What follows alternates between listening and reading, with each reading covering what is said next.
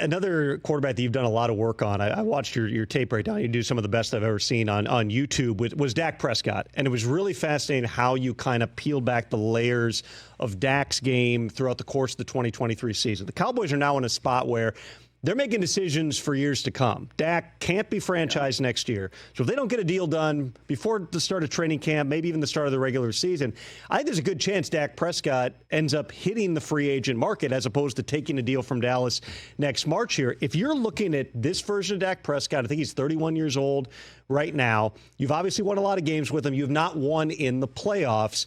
How are you analyzing this situation? What would be your comfort level if you're Dallas Cowboys, you're Jerry Jones, about giving him what's probably going to be $60 million a year? Exactly what I was going to think is it's got to be a $60 million a year deal.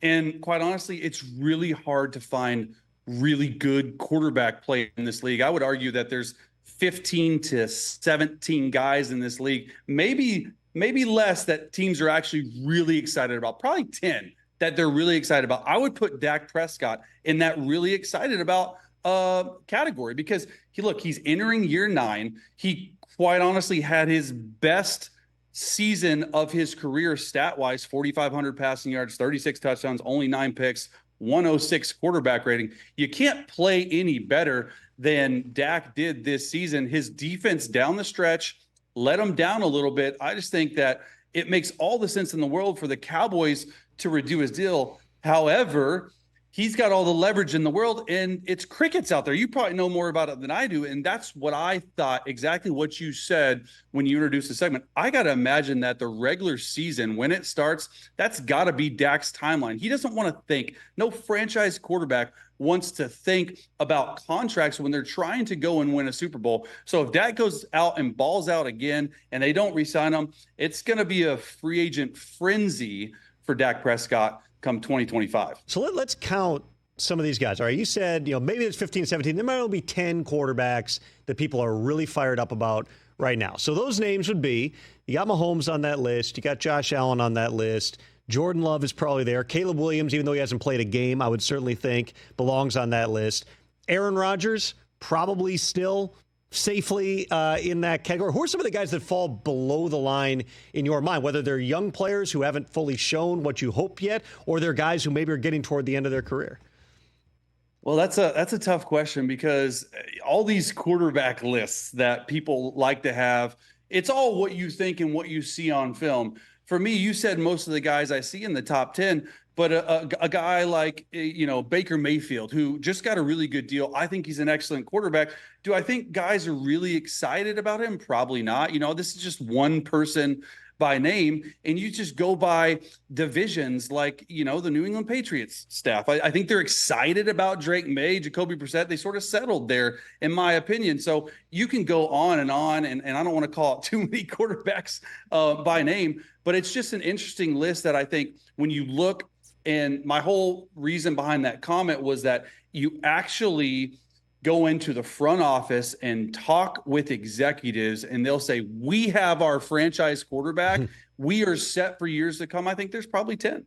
I think that's fair, too. And that's the danger in all this is you see some of the quarterbacks even who have gotten extensions in this offseason. Obviously, the Jaguars are big believers in Trevor Lawrence. But has Trevor Lawrence shown that he can consistently play at a championship level? I don't know that. You're obviously betting on the upside, right? You're betting this guy is still a young player. He's going to get better and better here. But you've seen some up and down in his play. Another one that I think you have to look at here, just because of his career trajectory, has been very unique on a lot of levels, is Tua.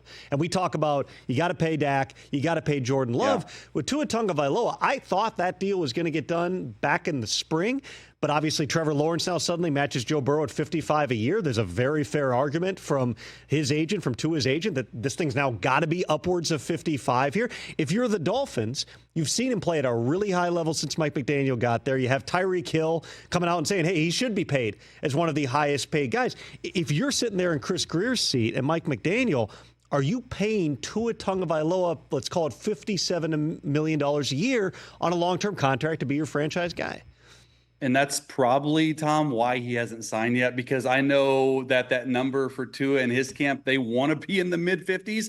And quite honestly, I don't know if the Dolphins have even offered him above mid to high 40s per year. And it's just an interesting situation, specifically because Tua is an absolute perfect fit for Mike McDaniel and Frank Smith down here, the offensive coordinator of Miami, for that offense.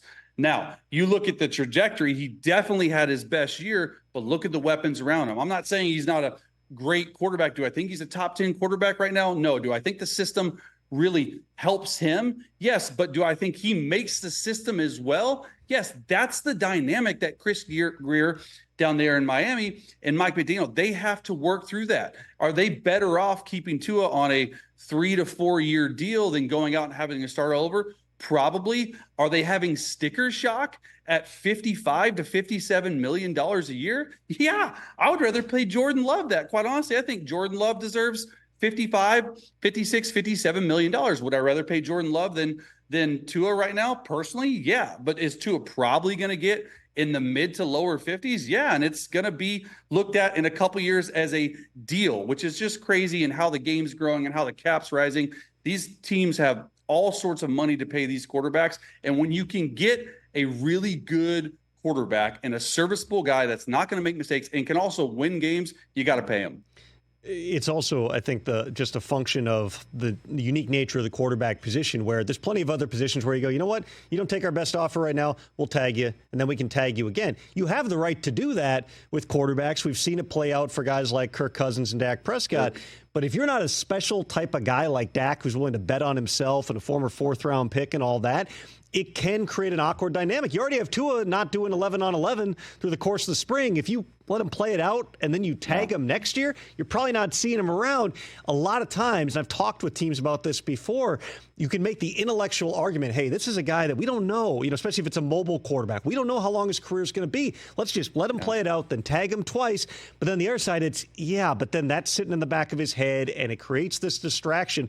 Teams generally decide to pay that position early, and this is one of the decisions going to have to be made. Catch the Rich Eisen Show every single day on the Roku channel, 12 to 3 Eastern, for free.